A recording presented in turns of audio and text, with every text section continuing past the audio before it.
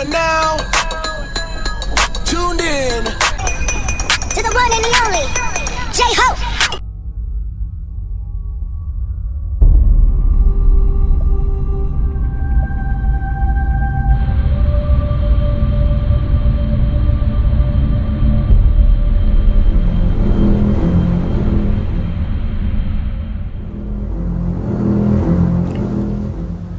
Crueles recuerdos. Hachu.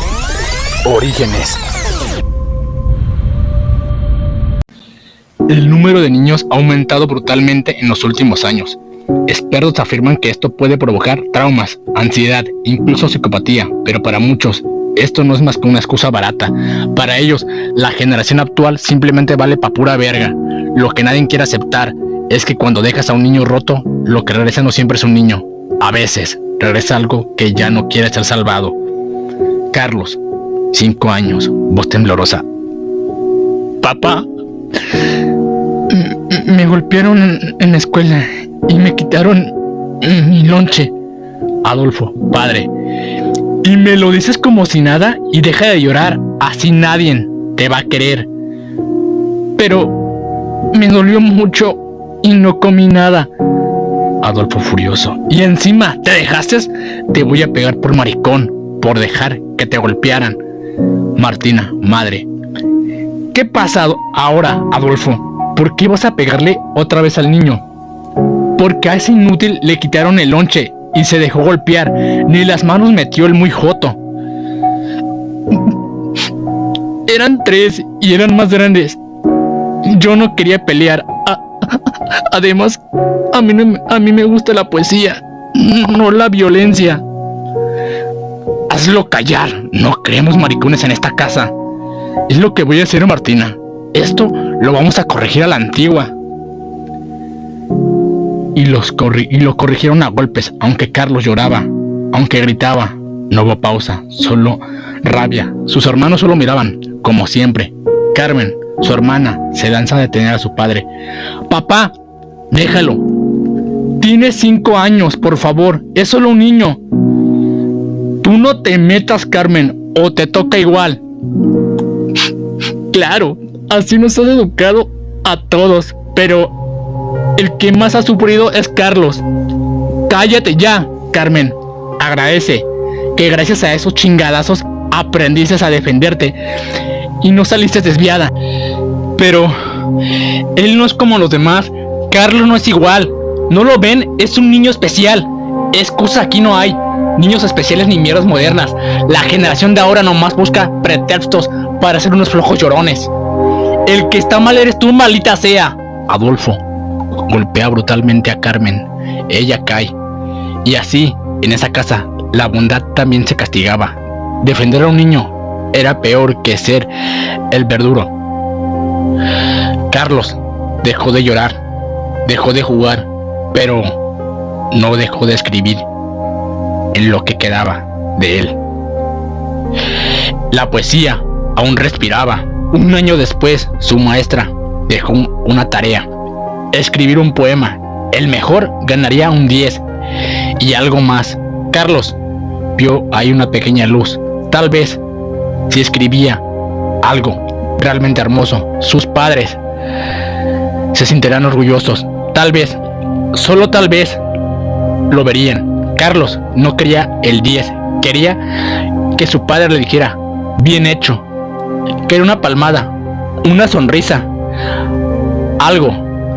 Así que cada noche, mientras sus hermanos dormían, él se quedaba despierto, escribiendo a escondidas, puliendo cada palabra, tachando, llorando en silencio.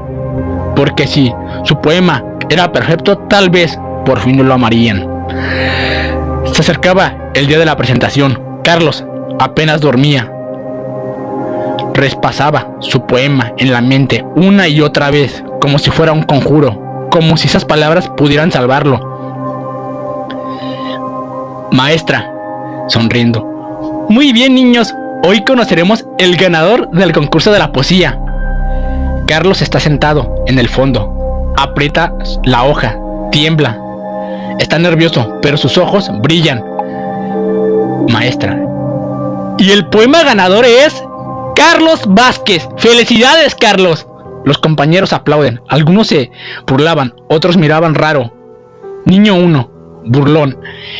El jotito de la poesía. Niño 2. ¡Qué asco! Seguro escribió sobre flores. Carlos caminaba al frente, como con su poema en la mano, tratando de ignorar las risas. Adelante, Carlos. Léelo para todos. Carlos, voz temblorosa, al principio, pero firme. Papá, a veces pienso que si me vieras como veo yo las estrellas, quizás me hablarías bonito, sin gritar. No entiendo por qué te enojas cuando lloro. No sé pelear como tú. No sé ser fuerte como tú. Pero sí sé querer. Y te quiero, aunque a veces me pegas. Aunque a veces me da miedo que llegues a casa. Mamá dice que los hombres no lloran. Pero a veces cuando estoy solo lloro muy bajito, para que nadie me oiga, porque no quiero que se enojen más conmigo. Yo no sé patear, ni gritar, ni romper cosas, pero sé escribir palabras bonitas. Y aunque tú odies eso, yo soñaba con que esta vez te sintieras orgulloso. Sé que no soy el hijo que querías, pero yo solo quería que al menos hoy dijeras: ese es mi hijo.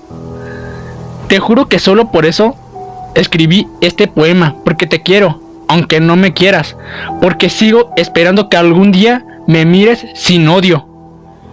La mayoría de sus compañeros aplaudieron, algunos cuchicheaban burlas, pero a Carlos no le importó. Él no buscaba aplausos, buscaba la mirada de su padre. Interior del comedor. Esa noche todos cenaban en silencio. Carlos, con voz tímida: Les tengo algo que decir. Adolfo, molesto: espero que sea importante. Sabes que no me gusta que me hablen cuando como. Déjalo hablar. Carlos, nervioso, pero con una leve sonrisa: saqué 10 y un punto extra en todas las materias. Gané con mi poema. Martina, fría: ¿y eso qué? ¿De qué sirve escribir poemas? Pensé que tal vez se pondrían felices. Adolfo, sin mirarlo: ¿y ese poema te va a dar de comer?